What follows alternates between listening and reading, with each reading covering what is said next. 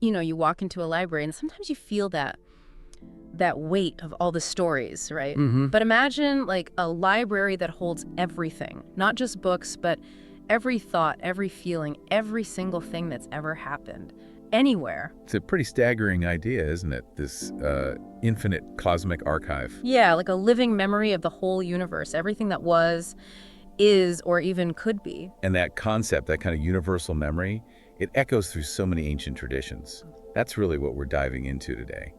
The Akashic Records. The Akashic Records, even the name sounds deep, mysterious.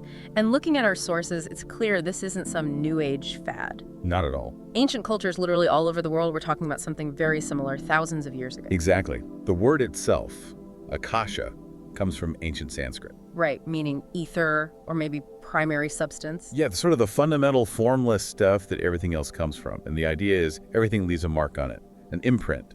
So like the universe's hard drive, permanently recording every thought, every action, every possibility. That's the core idea our source material points to. And for mystics, throughout history, accessing these records wasn't just theoretical.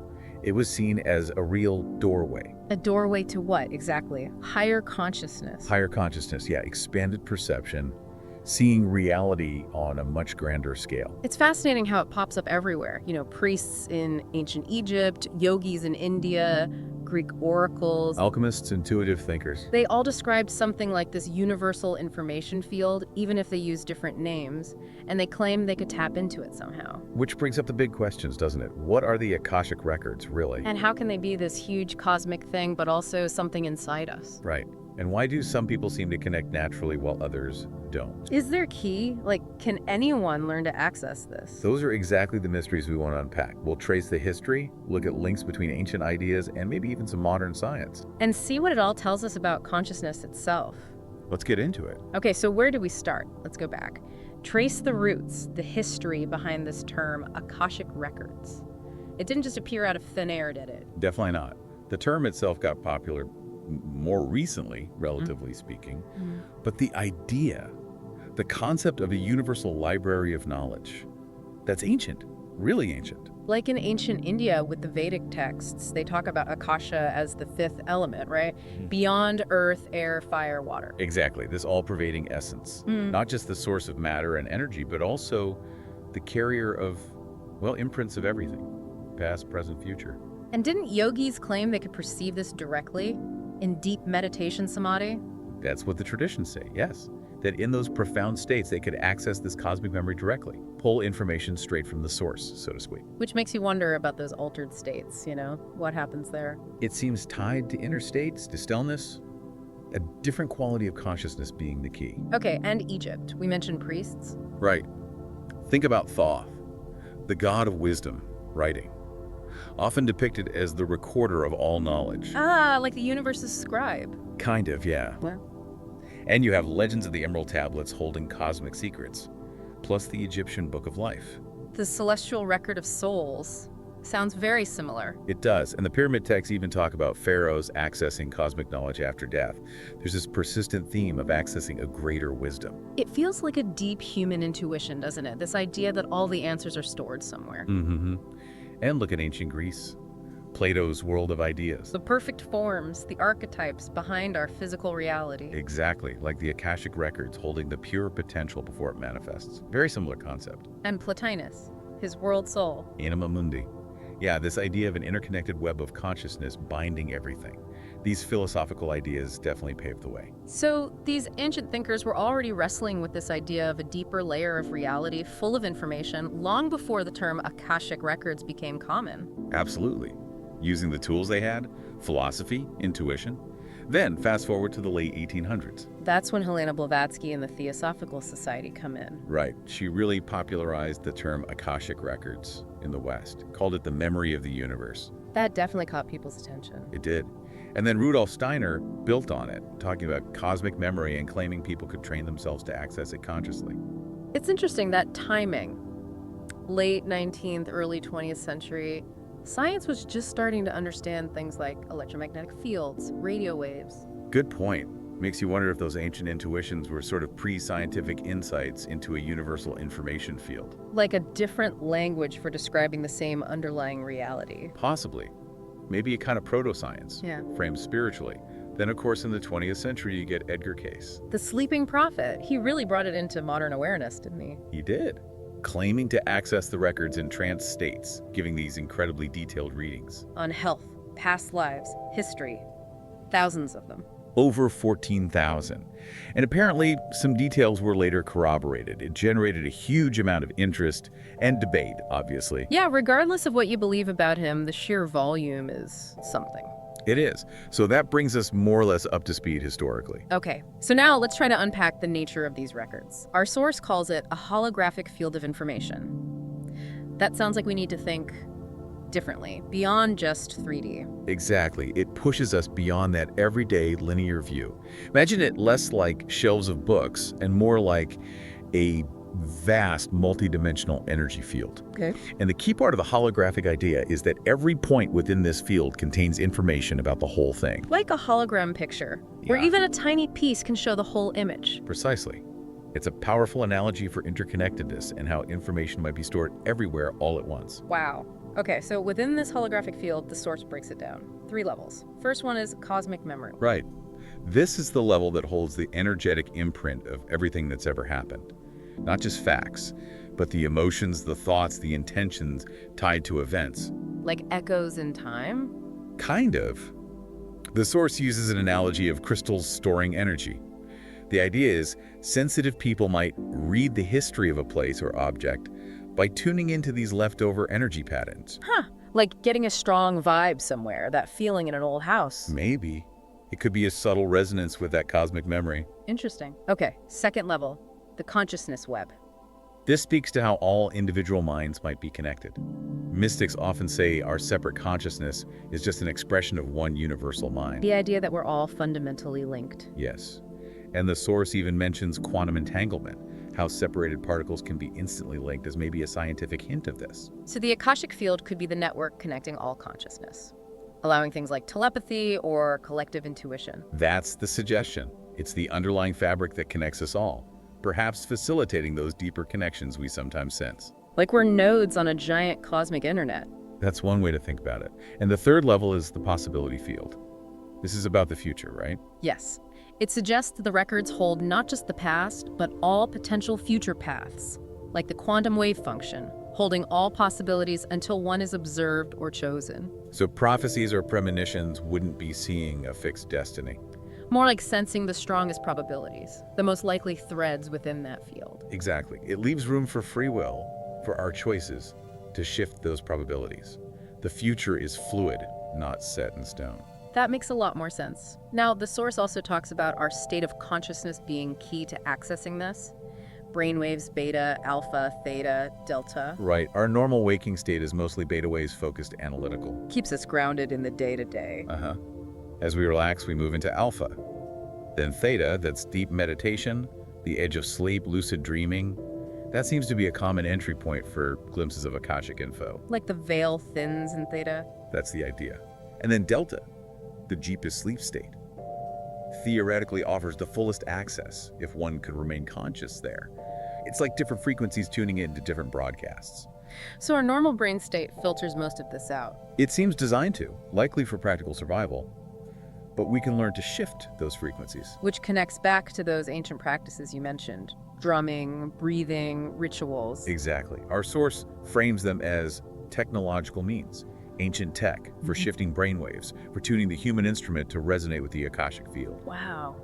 Consciously developed methods for altering consciousness to perceive more. That's the perspective. Refined over generations to induce the states needed for access. Incredible. Okay, so we've got the holographic nature, the levels, the role of consciousness. How do people actually do it? How do they access this? The source says it's both everywhere and deep inside us. As above, so below. That hermetic principle is key. It's not just reaching out, it's also reaching in. The source outlines 5 main paths. First is intuitive access. Which it says is the most common, but often missed. Exactly. Those aha moments. Sudden insights, creative sparks, gut feelings, premonitions. Like Nikola Tesla seeing blueprints in his mind, or Einstein's thought experiments. Those are suggested as possible examples. Akashic information subtly filtering into our superconscious awareness. It's often passive, just bubbling up. Okay. Then the second path is dream access. Makes sense, our filters are down when we sleep. Right. Lucid dreams, maybe past life dreams, precognitive ones. These could be times our consciousness interfaces more directly with the field. The source connects this to Jung's collective unconscious too, doesn't it? Yes, another fascinating parallel. Both point to a deeper layer beyond the individual, holding shared memories and archetypes. A vast reservoir. Okay, third path. Meditation and expanded states. This sounds more intentional. Definitely. Specific practices, especially aiming for that thoughtless witness, stayed pure, quiet awareness. The idea is this allows a direct connection. A quantum leap of consciousness, the source calls it, unity with the field. Which explains why traditions like yoga focus so much on transforming consciousness itself. It's not just about relaxation, it's about changing how you perceive reality. Right. Path 4 is tool-assisted access. Crystals, tarot, pendulums. But crucially, the source says the tools themselves don't have the power. They're aids, helping us shift our consciousness. Exactly. They help quiet the analytical mind, create focus, maybe resonate energetically. Effectiveness depends on the user's receptivity, belief, and maybe the materials themselves. Like focusing lenses for our own awareness. A good way to put it. Yeah. And the fifth path, the most profound, is transformative access. This sounds like more than just getting information. It is. It's described as transcending the separation between the seeker and the source, realizing you are an expression of the Akashic field. Boundaries dissolve. Like descriptions of mystical union, nirvana, cosmic consciousness. Exactly that. It's becoming one with the source, not just reading from it. A complete shift in identity. Okay, but what about contradictions? If different people access the records and get conflicting information, how does that work? That's a really important point. The explanation offered is that the records are both objective memory and a subjective mirror. Meaning, when we read them, we're not just downloading raw data.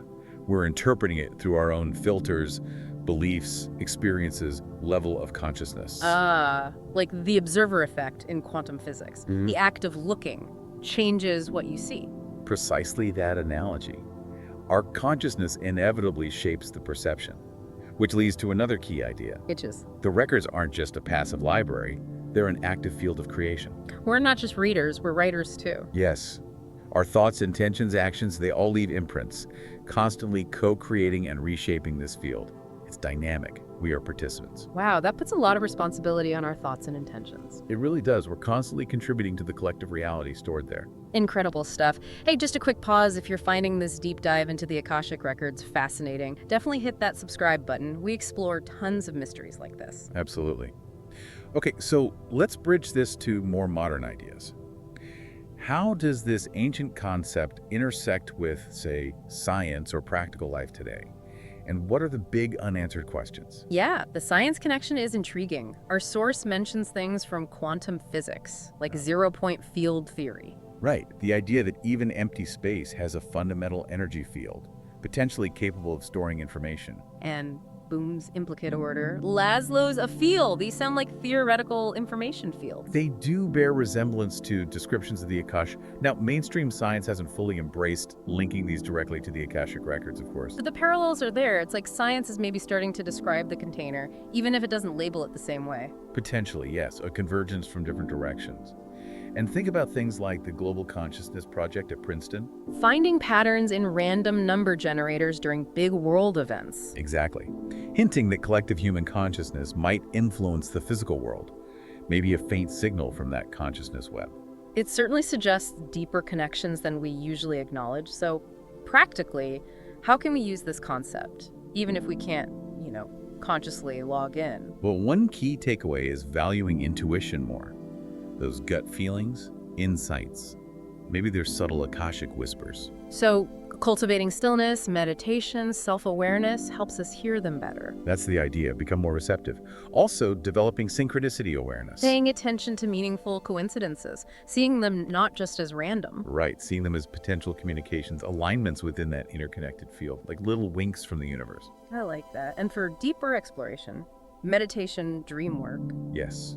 Deepening meditation towards that quiet awareness, keeping dream journals, exploring lucid dreaming, training intuition, asking questions, trusting the initial subtle response. And specific protocols, setting intentions, visualizations. Some traditions offer those, aiming for more direct access through focused intention and altered states. But there are pitfalls too, right? The source mentions cautions. Very important ones, like projecting our own ego and desires onto what we perceive, distorting the information. Or just blindly believing anything that pops into your head. Need discernment. Absolutely. Yeah. Critical thinking is still essential. Yeah. And avoiding using it as an escape from real life instead of for integration and growth. Good point. So the big mystery remains. Why can't most people just freely access this universal field if it's everywhere? Great question. One idea is brain filtering evolved for survival, focusing us on immediate physical reality, tuning out the rest. Like noise cancellation for the cosmos. Kind of. Or maybe it requires a developed consciousness technology, an inner skill most haven't cultivated. So maybe future brain science or consciousness research will shed more light. That's the hope. Science might eventually provide a framework to understand what mystics have described for millennia, a potential meeting point. It's fascinating to think about science and mysticism converging on this. It points towards a more integrated understanding of reality, doesn't it? It really does. Well, wrapping up this deep dive, the Akashic Records. It's just such a huge concept, a puzzle, a mirror. Reflecting both the universe's depth and the unknown edges of our own consciousness. Looking into it is like looking into our own infinite potential. And I love that Manly P. Hall quote, the source included, "Man is not a visitor to the temple of wisdom, but its pillars." Beautifully put. We're not separate observers. We're part of the structure itself, readers and authors of the cosmic story. So learning isn't just stuffing facts in your head. It's awakening wisdom already within. Creation is universal consciousness flowing through us.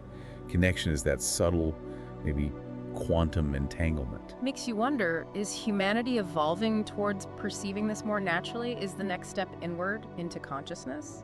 That's a powerful thought. And for everyone listening, maybe consider this. Those deep questions you carry, those moments of pure silence, feeling truly present.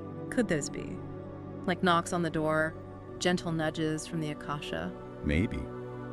Perhaps in the gaps between thoughts, in flashes of intuition, that eternal knowledge is just waiting to be remembered. Have you ever had thoughts or dreams that felt bigger than you? Like they came from somewhere else? Or experienced synchronicities that just felt too perfect to be chance. Maybe those are the records whispering, waiting for us to realize the key isn't out there somewhere. But it's already within us, deep within our own being. What an incredible journey exploring this. Thanks for diving deep with us. Thank you for joining us. Truly fascinating territory.